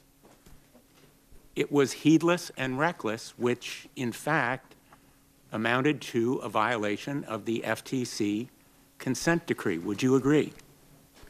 No, Senator. My understanding is that is not that this was a violation of the consent decree, but as I've said a number of times today, I think we need to take a broader view of our responsibility around privacy than just what is mandated in the current laws. Well, here is my reservation, Mr. Zuckerberg, and I apologize for interrupting you, but my time is limited. We've seen the apology tours before. You have refused to acknowledge even an ethical obligation to have reported this violation of the FTC consent decree. And we have letters, we've had contacts with Facebook employees, and I'm going to submit a letter for the record from Sandy Parakilas, with your permission, that indicates not only a lack of resources, but lack of attention to privacy.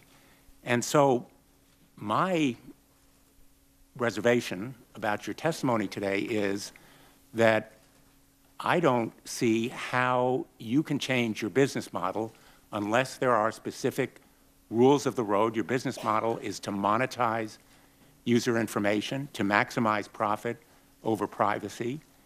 And unless there are specific rules and requirements enforced by an outside agency, I have no assurance that these kinds of vague commitments are going to produce action.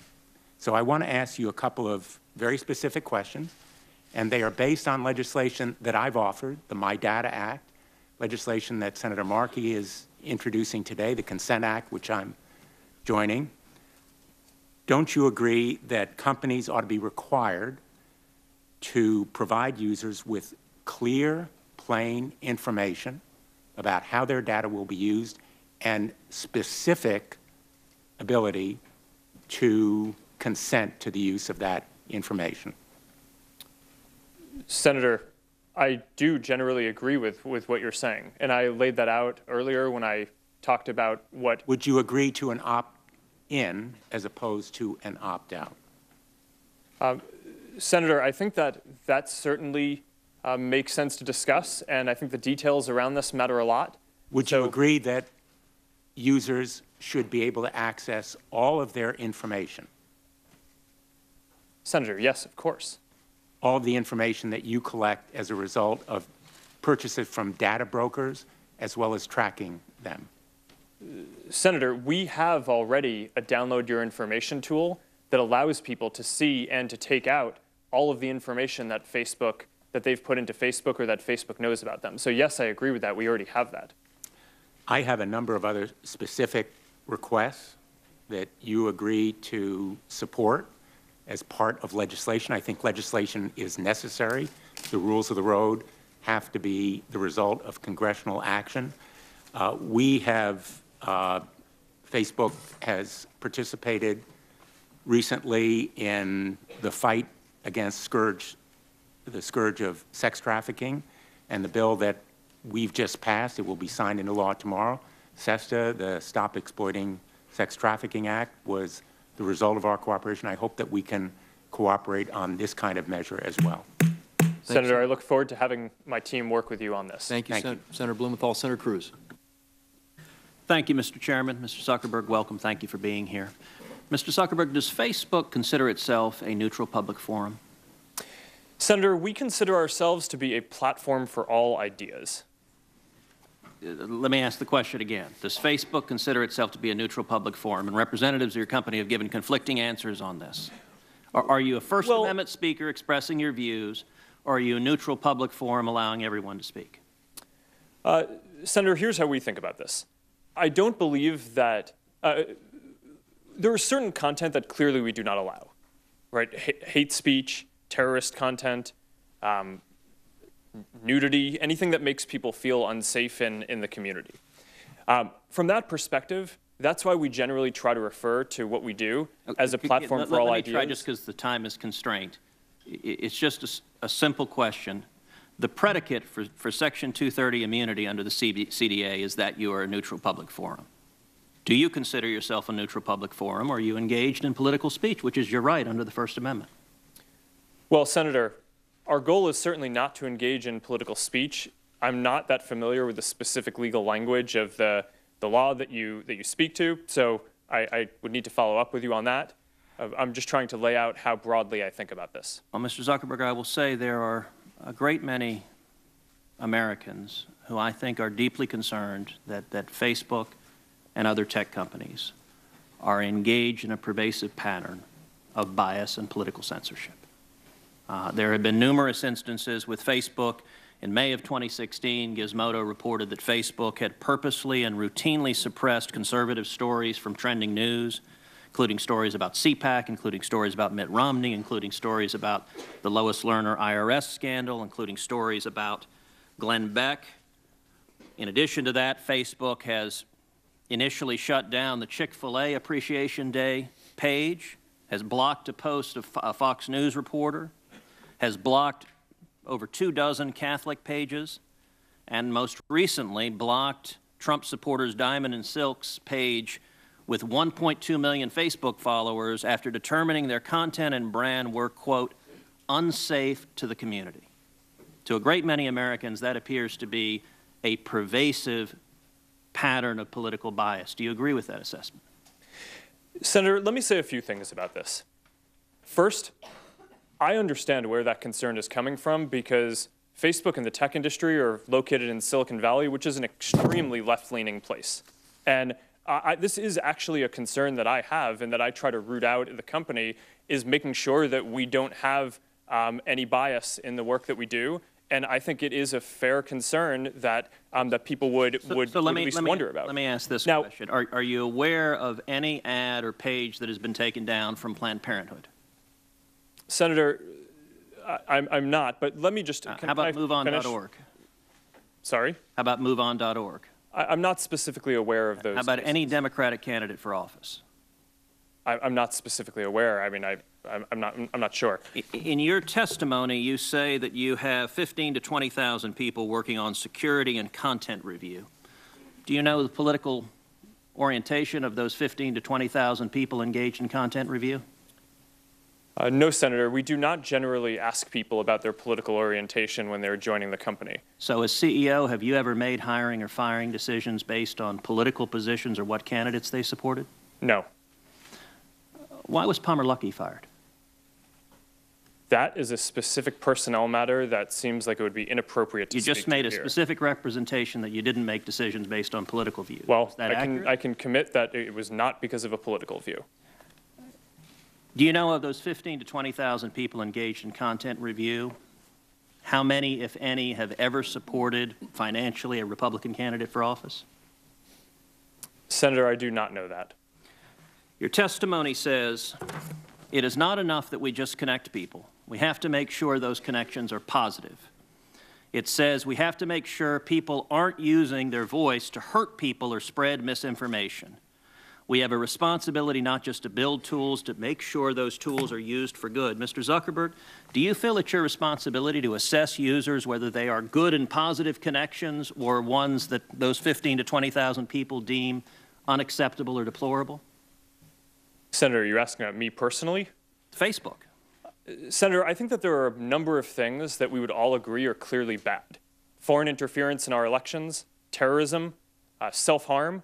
I'm Those talking are about things. censorship. Well, I think that you would probably agree that we should remove terrorist propaganda from the service.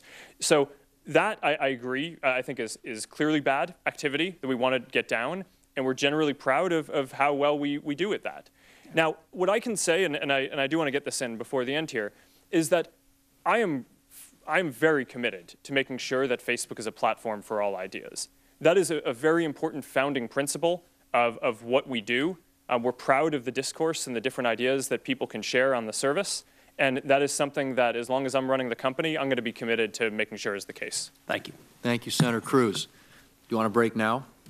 Or you want to keep going? Sure. I mean, that was pretty good. So, all right. All right, we have Senator Whitehouse is up next, but if you want to take a 5-minute break right now, we have now been going a good 2 hours. So thank you. We'll recess for 5 minutes and reconvene.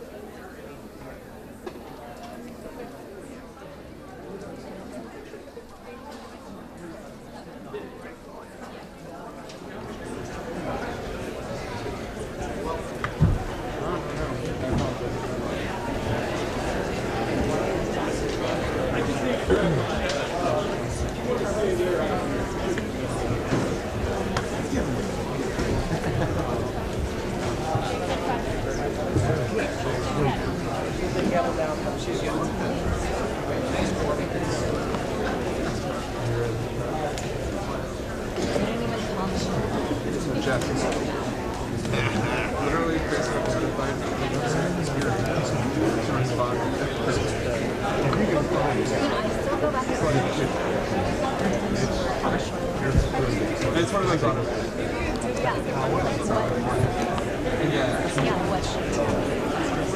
Of course, because she does that.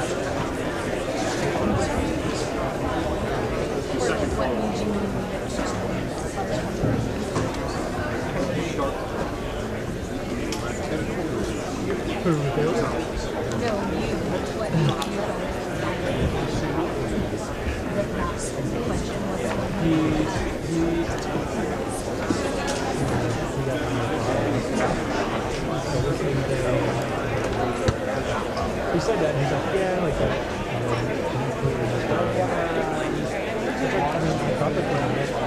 There's a fridge in the back. Yeah,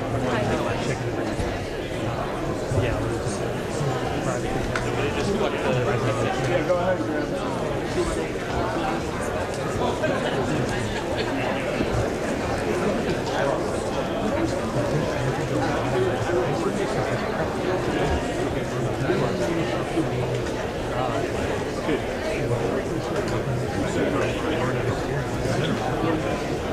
How cautious are you?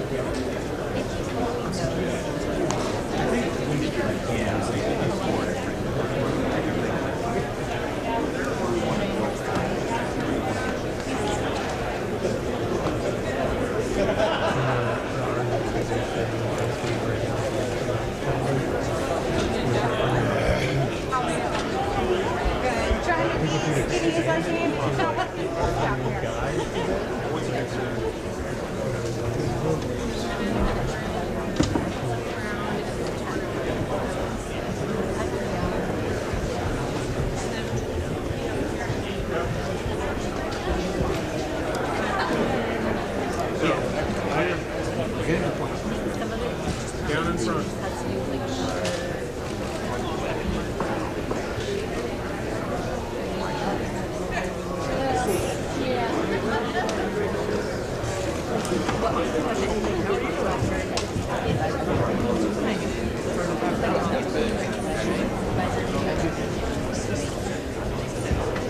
I like that. All right,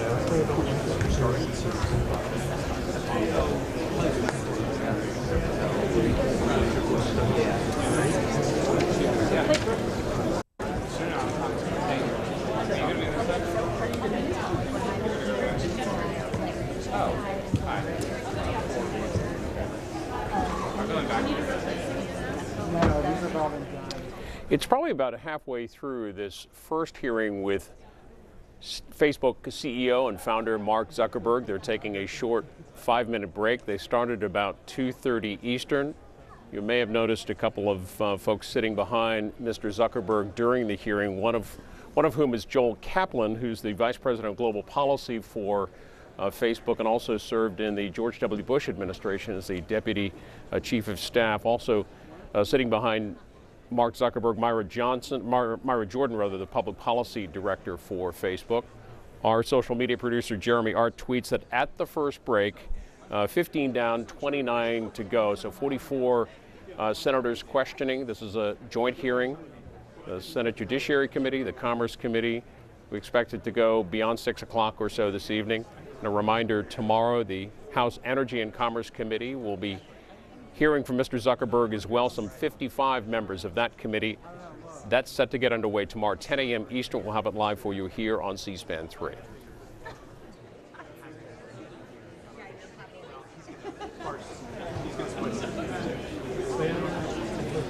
Hi everybody, just a quick reminder, Mox News survives solely on your tips and contributions.